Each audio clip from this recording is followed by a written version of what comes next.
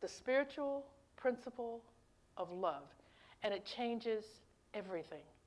When you look at someone, you can be in the middle of what you might think is an argument with someone, and if you just remind yourself of the truth of who they are, that your love and their love, it completely changes the atmosphere.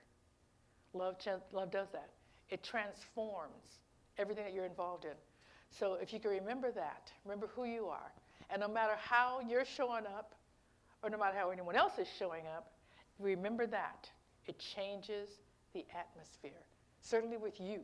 And it begins with you, and it changes everything. So that's what Love Beyond Valentine's Day is. And it's interesting that the talk today is about worthiness. Everyone's been talking about that. It's like that seems to be the word of the day, is worthiness. And that worthiness is a birthright. You are born worthy. What's happening? I think it's your phone. Really? I thought I turned that off. Doggone it. I just turned it off before I came up here. Sir, excuse me. There's just no way. It's on the side. You're not going to get it. Just no way. I know better. I'm married. My God. Unbelievable. The reason why I don't turn it off, because I forget to turn it back on. So, Jesus. All right. Sorry. Anyway. So we're talking about worthiness as a birthright. It's not bestowed upon you. No one gets to bestow that birthright of who you are, that you are worthy of being here, of your opinion, of getting things done, of saying who you are, of saying what matters to you. That is what you get to do. And so it's not that we have to look outside of us for someone to claim and baptize you. Oh, thou art worthy. Thou art worthy. Thou art worthy. You just remember that. And as you're looking at other people, and even if they do or don't show up like you, to remember that they are worthy to be here. They have an experience that they're here to live, to learn from, and we get to learn from it as well. They're either going to be a good experience, or they're going to be a bad example. They're going to be, I don't want to be like that. Whatever it is, you're going to learn. That's what everybody's here for. So don't shy away from what's yours to do, what's yours to learn, and what is yours to learn from others, from all of us. The bottom line being, everyone you're around, whether they show up like you or not, are worthy of your love, are worthy of you saying, I see you, and no matter what you're showing up as, I know who you are. You are worthy of my attention, of my love, of the love from God. You are worthy. The question becomes, what makes us think we're not? How do we fall into this place where we think we're not worthy? And it has to do with what other people share with us. Sometimes people, it's so interesting how we love meeting people and we love to be different, but we want everybody only to be just a little bit different. You can't be a whole lot different, because that makes us nervous. Like, whoa, wow, you're so crazy. Am I missing something? And so everybody, we talk about this, everybody has, let me just confirm. Who has an opinion in here? Right. Everybody should have their hands raised, because don't shy away from that. We have an opinion, and that is good. And it's not that we have an opinion, it's that we share the opinion when we're not asked. Nobody really cares about your opinion. But we think we do. We think everybody cares about our opinion. And so I remember, as a young person, having moved I traveled around a lot with my mom and dad because he was in the military. And when I became an adult, I moved to Los Angeles. I had some cousins and some relatives there. They said that's a great place to get started in life, just free schools and all kinds of stuff. So I went to LA, and they have what is called the RTD, the Rapid Transit District. Oh my God. I had never seen anything like it. I could go anywhere. I mean, I'm young. I have no car. I have no money for a car, but I got 35 cents. That's how long ago it was. 35 cents and a transfer. I can go anywhere in LA. If you've ever been to LA, you know how wide it is. From the beaches to the valley to the city. I could go anywhere. And everyone, all the friends, everybody that I was meeting and greeting would say, oh my God, you ride the RTD? That's what poor people do. That's where, yeah, exactly. Well, I was poor. Sorry, I am one of them.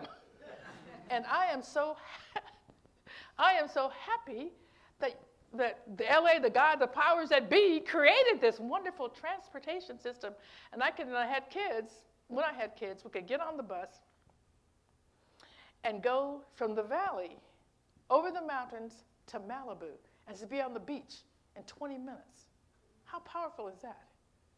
I thought that was wonderful. And so my point being that everyone has an opinion, but does it need to be yours? We have the right to claim our own lives. We don't have to take on what anybody else says about us. We don't have to take on anything that anybody else says we should be doing. Nobody has a right to should on you. Okay? No one. So we get to live the life we want to live. If I want your opinion, I'll give it to you. Otherwise, keep it to yourself. It's okay. It's all right. And this is part of what I'm learning, is that unless someone asks me for something, they're not interested in what I have to say, and that's okay. That's good. And so am I. Same way. So this is what I'm talking about in terms of we're already worthy, and everyone around you is worthy. So we don't care about whether someone thinks that we are or we're not. It doesn't matter what somebody else claims for our lives. It's what we claim for our lives. And you get excited about something, get excited about it. It's your life to get excited about it. No one gets to take that away from you unless you allow it. Unless you allow it. And so we don't do that. We just say, yeah, this is my life. I'm happy and didn't really ask for your opinion. It's okay. It's all right. So I rode around.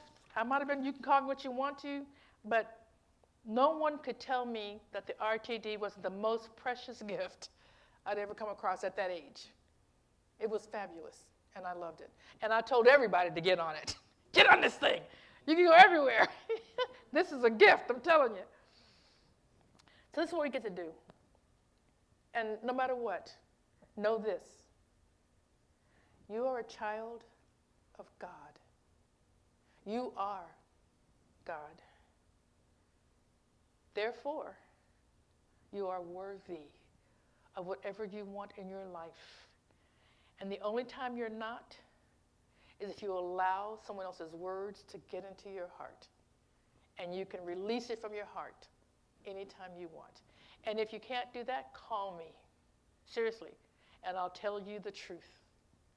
You are loved and you are worthy. And that is that. And I was talking with my granddaughter. She and I had dinner on Friday night. She is just funny. She's 25 years old, and she's so funny. But she was talking about, and she's getting ready to move back to Idaho. She's been in Texas for about 2-3 years now, and she's missing her mom, and her grandmother's ill, and so she wants to go back home. Great. And it's working out. Spirit is really working it out for her because the job that she has here in Dallas, they actually have a business associates in Idaho, and they've hired her there. So so it's already good. She can go and live where she wants to go. So our conversation ended up talking about God.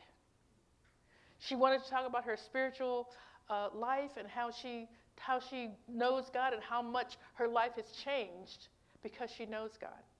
And it's interesting to me, my daughter, me, we talk to God in the same way, as if we are good friends, or as if we're besties, as if it's someone I can talk to and argue with.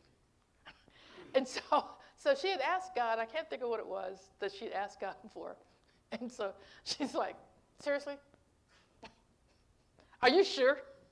He goes, I'm sorry, do you know who I'm talking to? You do know who you're talking to?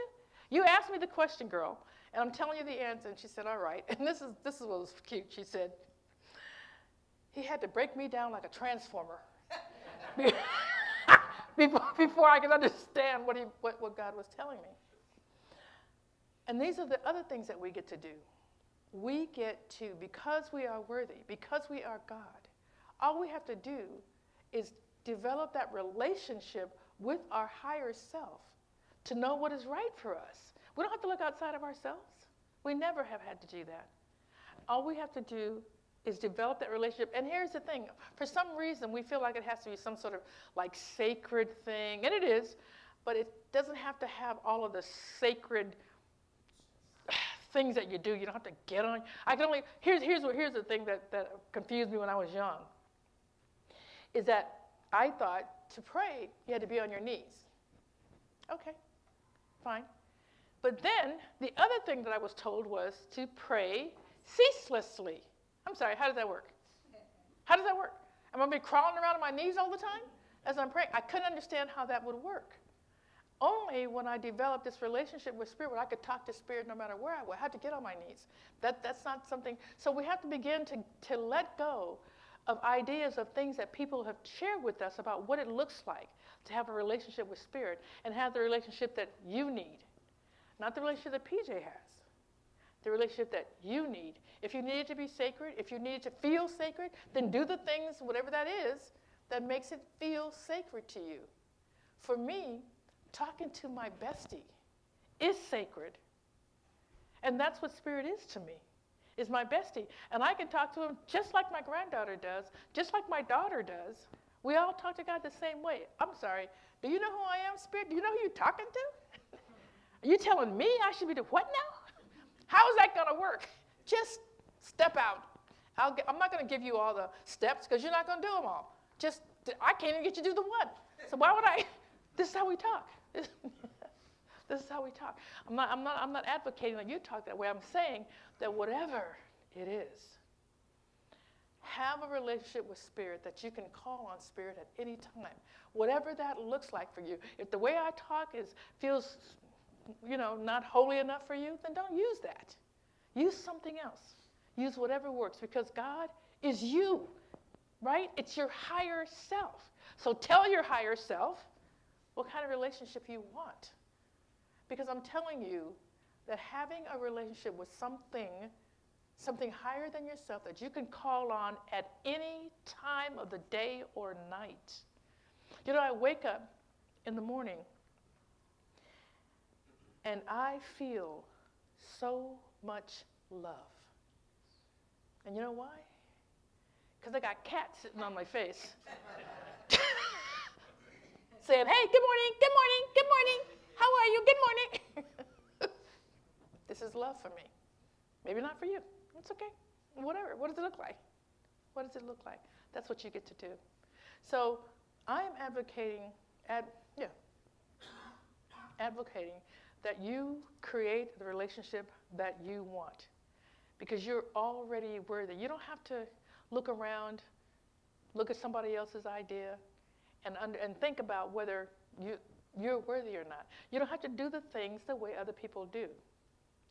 My mom, and I haven't talked to my mom for a while, but my mom would just, she had 4 crazy kids, and we all thought we were all opinionated and thought we knew how to do stuff, and hardly wanted to listen to what she has to say. And she would be walking around the house, seriously,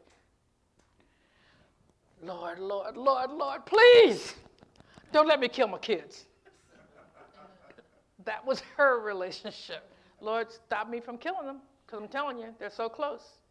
They're so close. And we got the message when she said that. It's like, okay, we've gone too far. We've gone too far. Whatever that relationship is with Spirit that you want, I highly recommend it. That Spirit that is you, that is your higher self, is available to you any time of the day or night. And sometimes it gets, because of what you want, and sometimes it feels like it's a big deal. There's nothing too big for Spirit. You might think it is, but it's not. But if it feels like it's too big for you, sometimes it gets confusing in our minds. Like, what's the next step?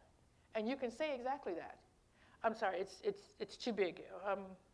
Is this you, or is this me just wanting what I want? Are you really telling me this is what I should be doing next? And for me, Spirit says, stop acting crazy. Of course it's me. That's how Spirit talks to me. How does it talk to you? That's up to you. That's up to you. But it is your decision. And I highly recommend that you create a relationship with Spirit that works for you, because you're already worthy. So you don't have to go around looking and figuring out, how am I going to be worthy? You already are that. All you got to do is make a decision. Just make a decision. Your worthiness is as inevitable as the sunrise, as the sunset. It doesn't change. No matter what you do, it doesn't change. You cannot speak to God for a long time, and God is always there waiting for when you come back and start speaking. Doesn't matter. And the only thing that you've lost is that time that you didn't speak. That's all. You haven't lost Spirit. I want to make sure that you understand that. So the work that we have to do always is to remember and know who you are and what is available to you all the time. You don't have to be qualified to know God. This is a statement that my sister uses a lot, and I love it. She says, God doesn't call the qualified. God qualifies the called. Do you understand that? So if you're called, you're already qualified. You don't have to wait around until you feel like you're good enough. You already are. You already are. So that's just what I want you to know. My final thoughts are, we are worthy because we are love. We are loved, and we are love because we are Spirit. We are born into love from love. We're born into love from love. So there's no way that we're going to miss that. No way. And all we ever have to do, ever, is just remember who we are, no matter what. And so it is.